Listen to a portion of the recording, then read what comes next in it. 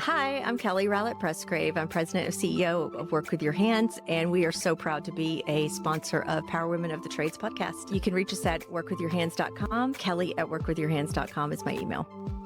At Relentless Digital, we believe in breaking barriers and driving innovation.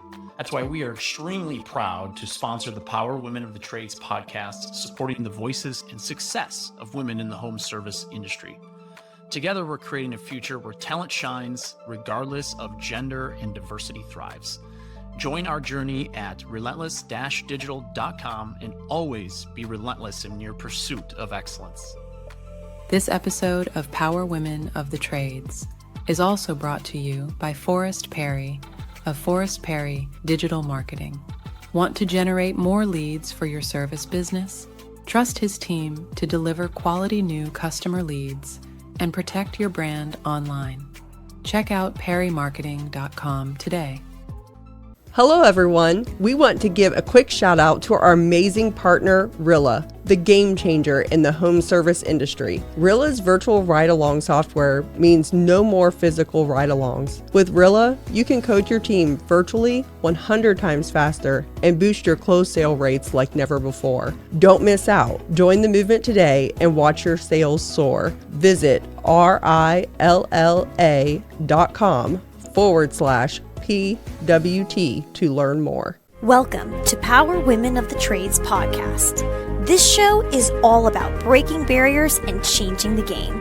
Our guests will feature some of today's most successful female entrepreneurs and other advocates of our industry as well. Because if there's one thing we know for sure, female-led entrepreneurship drives change on multiple levels. We want to empower women in the trade industry like you so you can maximize your potential, stay balanced, achieve long-term success, and claim ownership over your life.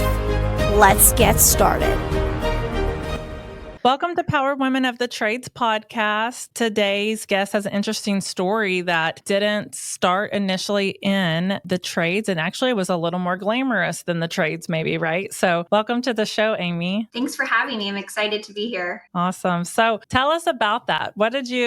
Actually, let me back up for a second. Your position is the executive director for the Women in HVACR. Correct. So I am the first executive director for Women in HVACR, and how I came to the organization is pretty exciting. It's because I have direct experience in the HVAC industry as a contractor myself. And the wonderful part about how I came to the organization is I'm actually hired through a management company, Civica Management Group. And so we bring a full staff of experienced nonprofit leaders and conference support team to the organization instead of just myself as the director. Oh, that's awesome. That's Really amazing. cool that there were like organizations like that. There's something for everything, right? But that's awesome. So you kind of mentioned there too, you have experience as a contractor, but let's hold off on that for a second because I think that the story of you is interesting. So you went to school for fashion. I did. So even though my family has a heating and air conditioning company, my path didn't start out that way. So I started really being interested in apparel design as a young student in high school. I really wasn't pleased with what I found off the rack. So I made a lot of my own garments and my friends' garments and formal wear because we just couldn't find what we were looking for. So I learned that trade from my mother and my grandmothers at the time, and then found out that Florida State had a whole career path that would teach me apparel design. So I took that route in college and did not go straight into trade schools. So I went to Florida State. I was an apparel design major, and then I double majored in merchandising. And that really led me into a career path. I started as an assistant buyer in jewelry for Steinmart. I interned with them previously for product development, which I really loved, but they didn't have any openings, of course, because it is a very fun career path. But a few months in, I realized that I wasn't making the amount of money that I wanted as a designer or assistant buyer, and I wasn't really ready to leave for a major metro city. So I wound up being recruited to be a clothier at Tom James. They sell suits. And then from that position, I was recruited into Target Corporation and ran their hardlines department and eventually ran grocery, and was really high potential to be running a store one day, right? But again, I was kind of at an impasse. The hours in retail just was not something I wanted with with a small growing family. So I went on eventually to be in banking, which is very retail and sales driven, even though it doesn't directly coordinate to, fashion and apparel that we would think of. And then eventually was recruited into my family's in an air conditioning business. So from that start, it gave me the taste for the industry. I dove right in, wound up becoming a licensed contractor myself. And that's sort of how it all kind of unfolded from the fashion industry back into the trades. That's awesome. It's like I have that experience in retail, so I can totally relate to you you can learn so much from retail, and anyone who's worked in retail in any department, merchandising, sales, customer service, you can develop so many life skills from retail because you are dealing with a different level of public, and especially That's very true. I think even with those retail skills can be moved into a home service company, right? Because there's a lot of things like what is the difference besides we are going into the customer's house, right? But I feel you on those hours and the life that you live working in retail. It's a lot different. So from there, you went into, and you're in Florida still, correct? I am. I'm in Florida. So I actually was born and raised in Jacksonville and went off to college, but really loved this culture and lifestyle here and have never left since. Awesome. So you went into running or working in your family business. What did you start doing when you went into the business? Well, I would say just the transition from being in corporate and, a fast-paced environment and then moving into a family organization. We really started my position in marketing and implementing process and procedure within the company, making that structure. And I think the biggest challenge that I had in that transition was not being able to move as fast as I could in a retail environment where you're hiring seasonal staff. There was a big shift in transition to working with, smaller staff levels, having to hire for skilled trade versus just hiring for quantity and numbers in a seasonal driven retail market. So a lot of that just took a lot of time for me to, slow down, see what processes and structures were already in place within the family's business, and then seeing how I could take my strengths in the retail and consumer environment and then transition those into the small business atmosphere. What are some of the things that you changed in your own family business from the talent and experience that you had from the fashion industry? I would say my biggest thing was in the marketing programs. I looked at aesthetics, telling a story, building a brand that wasn't just our consumer manufacturer's brand. That was the biggest shift for us. Our family's brand was really reliant on the content that our distributor was providing us. And then making a shift and separating ourselves, who we are in the market, was very important to creating a brand identity in our market. And I would say that I gained most of that experience from my retail and design background, and then just implementing it for the trades was, the best thing I could do for telling the story about who our technicians are outside of just being a technician. I think that's really cool. And that's something that most people are recognizing now. But the difference between 1999 or the 1990s marketing for our trades versus what you see now is back in the day, everyone just marketed based off of the phone book or whatever. But the trades were just kind of lumped into this, that's just the trades. And that's why no one marketed us like other places, other companies, like restaurants, or why am I struggling so hard right now with this?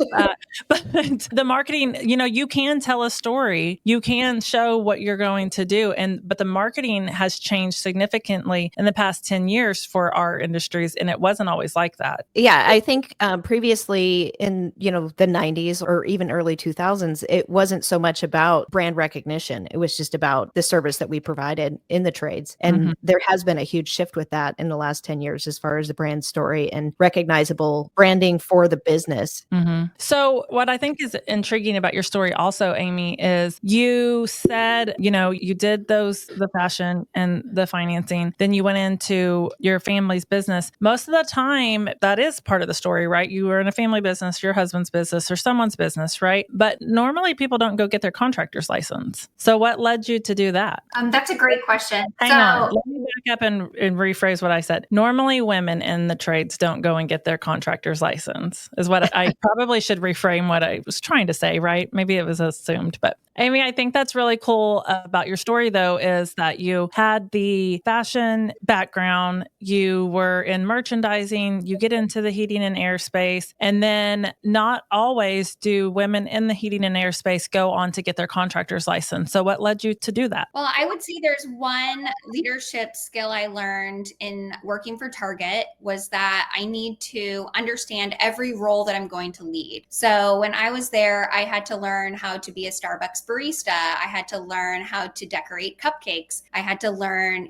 what the meat department did. So all of those things really made me a stronger leader. So I took that same leadership mindset into working in HVAC. And I thought there's no way that I can lead an air conditioning company without knowing everything, without having experienced the different roles and responsibilities of either a technician or a business owner. So that really drove me into wanting to be a licensed contractor and having that accreditation that I went and learned the trade that I'm going to be eventually leading. So I studied on weekends. I had tiny toddler babies, and we would just sit out front and I'd be highlighting and tabbing my books and just reading everything I could from the business standpoint, from the electrical standpoint, from troubleshooting. I remember having my HVAC 101 and just reading like what causes and then backtracking, the different parts that were associated to that. And I'm a hands-on learner as well, having been in a trade myself. So just going out and, riding along with technicians and learning from that perspective, which really helped me then get my license. That's awesome. I think that's really commendable too, because not everyone takes the time to focus on that. And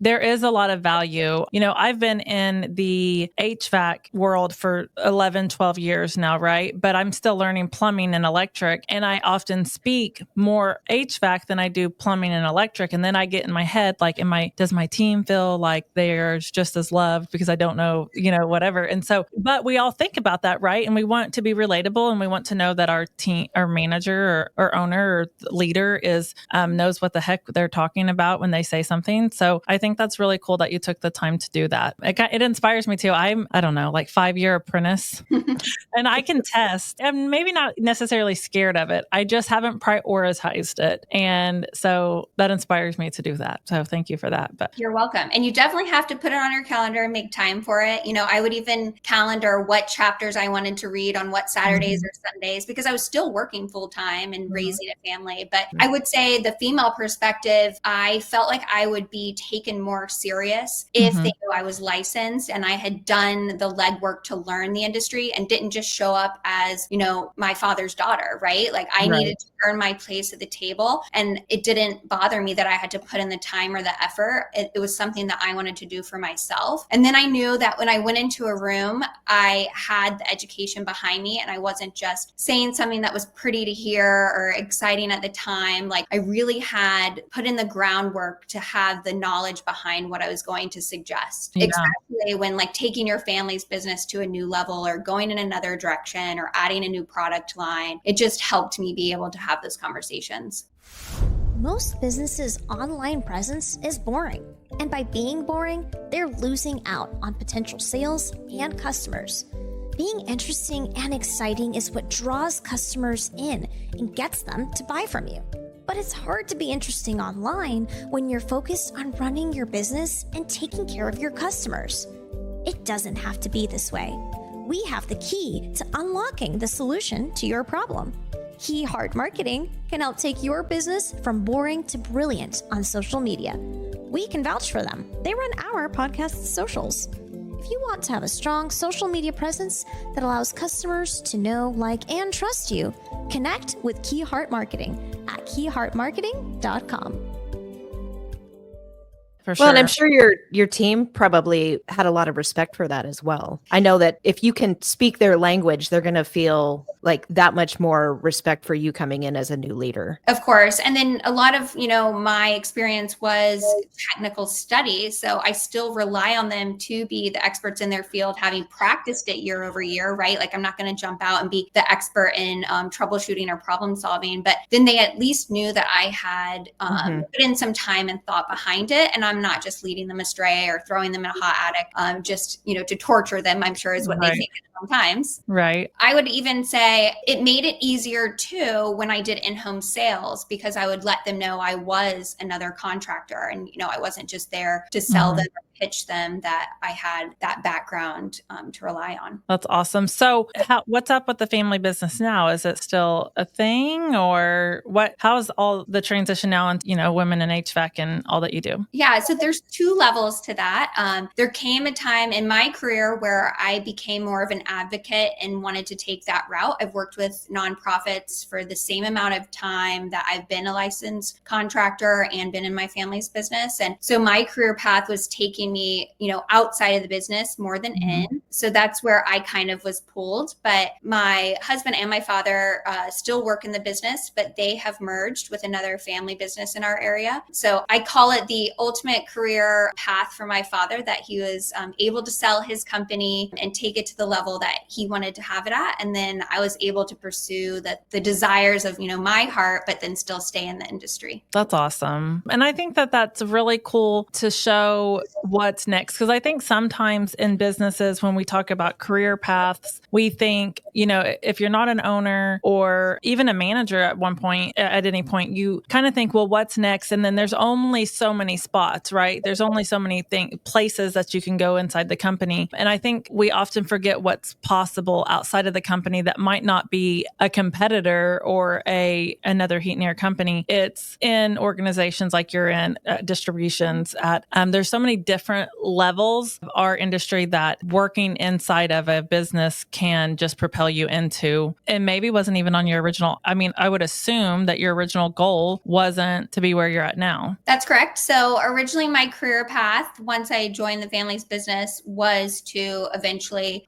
take over the company. But there really became a point that at this age in my life, that wasn't a career path I wanted to stay on. And that was definitely a hard decision for our family to face or to discuss. But I believe being honest about it was the best route, because I am very passionate about promoting our trades and promoting women within the trade. And that became something that was easier and easier for me to do as I would just wake up and breathe it. And it was just ingrained in my life, right? But I also didn't turn my back on it. And it was something that our family could transition into something else with a sale or with a merge. But then there's always opportunity, right? So I don't know where tomorrow brings me, but as a contractor, I still stay very ingrained in the industry. I sit on state association boards just to give my input and my perspective.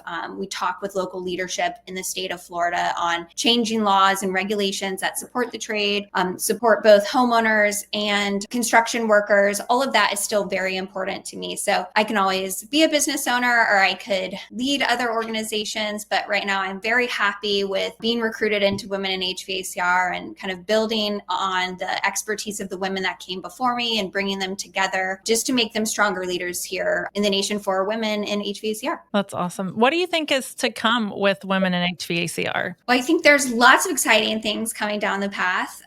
We're definitely getting some major recognition with financial institutions such as Synchrony coming and really bringing the dollars that we need to dump back into women in this trade. So our big initiative is our endowment, that we're really working to have $1 million endowment. So that way there's never a question of if we can fund a woman that has a financial issue that's keeping her from joining the trade. So that's the major focus. We're excited to have these partners coming in, and beyond just Synchrony, we have people at all levels, all dollar amounts, and that really adds up. And then being able to see and give more every year, giving more applicants, more dollars to those applicants. Money is something that plays a factor for women in being able to go to a trade school if they don't have an apprentice program that provides that to them for free. But you also have to think about the aspects aspects of childcare and things like that usually fall onto a woman to have to determine when she has to decide to take on,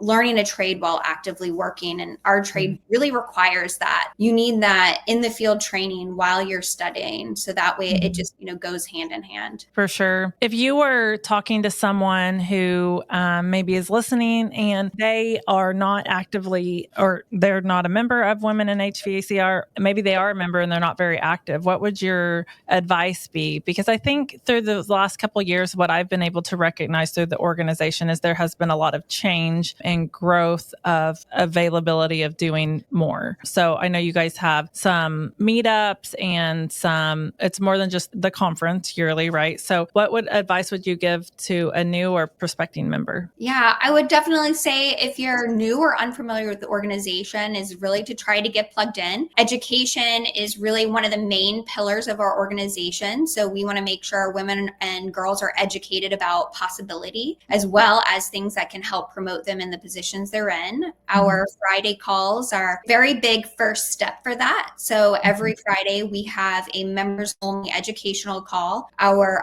sponsors and partners really come together to bring different educational topics every Friday. And this happens all year long. So the amount of content that immediately is at your fingertips as a new member is just amazing. And then these calls are also stored and recorded. So if someone's out in the field on a Friday and they just can't pull away, they can always reach out to the organization as a member and we can get that over to them. So I think that's a huge resource because sometimes you don't have time to leave what you're doing to get this education, or you can't travel, and that, we take all of those obstacles, off the table. Sure. And then beyond that, the next, really strong of our organization is our mentorship program. So actively match our mentors and mentees. So it's not just a random shuffle and you pull out of a hat and guess what? This is your mentor and mentee. There is a lot of strategic thinking and planning that goes behind that. And to really make sure it's going to be a valuable match to really close, collapse time for women. So there's so many women that have already had these life and career experiences. And if you can directly match them together, then, that mentee is getting, to a different step in their career faster by having, that direct advice or feedback from a mentor. And we think that is what's really going to change the game for women, moving throughout different verticals in our industry. For sure. So one thing that I have a little perspective on is we know that our listeners are primarily working in businesses, in residential businesses, commercial businesses. We have other listeners who are in at different levels, manufacturing, et cetera. But we do have primarily our listeners are in a residential business. And one thing from my perspective of, as a member of Women in HVACR and the outsider looking in, is I do think there's a little bit of a disconnect currently with the membership and the membership being heavily manufacturing. And so my encouragement to our listeners is if you are working in a business currently, if you're working in Oklahoma City or Phoenix or wherever, and you're working in a residential business, join the Women in HVACR and help us grow and help us show the women the future. So the manufacturing members, they are amazing, obviously serve a great role, but I do think that we could have more members that I'd love to see at conferences that are, this last conference I was kind of looking around and I was like, man, where are all my friends? And they weren't there. I would encourage you, not just my friends, or come be friends, let's be friends, but to join the Women in HVACR and help promote what Amy's talking about. We want more women in our space. We want them to be able to get educated. What the Women in HVACR organization is about is getting women into the space, which is will funnel our businesses. But I don't know that our businesses are actually giving back into the organization as much as we should be by membership and support. I would just want to say that we do have a lot of contractor members. We are working and strategizing on ways to interact with our contractor members differently. We did see a lot at conference that you can kind of tell who the technicians are or the contractors, because sitting in a space for a long time can sometimes be a disconnect because that's not their lifestyle, right? Yeah. So we are actively working on some things there, but I would also say if you are already a contractor member trying to connect with others, that's what's so great about our organization is we are always open and welcome to connect you, right? So we do ask those questions of our members, and our membership database will let you contact each other and communicate. We have our private Facebook page as well, where you can share success stories and advice or questions. We have that open forum space. And if anyone ever has a question, they can always reach out to us in the organization, and we can say, okay, here's all the contractor members in your area. All that is information that we openly share with each other. So that way we can, build upon each other and become stronger. So whether a contractor member wants to be a mentor or mentee is a different story. We can definitely get them together. And one way we do that in the organization as well on a larger scale is we do 4 regional events throughout the nation every year. So if you can't make it to a large conference, we understand that. And we want to have these areas to network within your region where you can come out, meet our members, meet other contractors, and really get to see people face to face that then you can partner with throughout the year and connect with. And I think something on that too is keep in mind and maybe that's a little confusing on the membership, is the contractor membership that she's referring to are us in businesses in cities across the nation. But as a service manager or a comfort advisor or a CSR, you can join as a member on your own to the Women in HVACR organization, and you pay your dues and all of that. Even if your company doesn't, I know several people that their company wouldn't pay for it, but they were really passionate about wanting to be a part of the organization, and you can do that. But I think with that contractor member, it kind of gets maybe a little confusing on if they can do that or not. And so am I right on that? Am I lying? That's what I've been told. Yeah. Thank you for that intro. I love it. All of our memberships are actually owned by the individual. So that is very unique. So you don't have to have your company's permission. If you move throughout different companies, that membership belongs to you. The only difference, I think, where it can be confusing maybe to a member is if your company buys a sponsorship, they're given individual memberships. So those actually can fluctuate with that company's sponsorship. Those are done on an annual basis and separate from your individual membership. So yes, your individual membership belongs to you, and it doesn't matter what company you move to and from. It's definitely a resource for the individual. Yeah, I think where it gets confusing is maybe if someone wanted to join as, they're a CSR and they're like, well, I'm not a contractor. And they maybe don't make sense to themselves that actually kind of you are, but you're not. So, but anyways, my whole point of that is just join the organization. I think it's $149 a year. There's so many resources that you will get through that membership. And I'd love to see at the next conference next year, more of our contractor friends at the conference. And like I said, I'm not saying that they weren't there, but there definitely are more manufacturers that do show up to that. And I think especially for those women that are getting the scholarships, that we should show them that there's companies across the nation that are being ran by great, powerful women that they have the opportunity to go work for. Of course. We definitely want to get them in the room. For sure. So, well, Amy, it was so great to talk to you. Thank you for all that you're doing with our industry and with the organization. Thanks for continuing to share your story. Sharing stories like these helps others grow and find some experience that you have that relates to them, that can show them what they can do. So we really appreciate your time. Yeah, thank you so much. You gave us a ton of information about the women in HVACR too. So I think that's awesome for our listeners. Perfect. Thanks so much for having me. And I'll do anything for women in our trade. So if you ever need more stories, I have plenty to share. For sure. And we'll make sure to include in the show notes the website to join. And of course, if you want to reach out to Heather or I on social media, we can help you get connected through the organization. And I know Amy is on LinkedIn and social medias as well. Yeah. Thanks, Amy. Thank you. This has been Power Women of the Trades. Like what you hear so far? Leave us a review in Apple. And make sure to listen to our other episodes wherever you enjoy listening to your podcasts. Thanks for listening, and we'll catch you on the next one.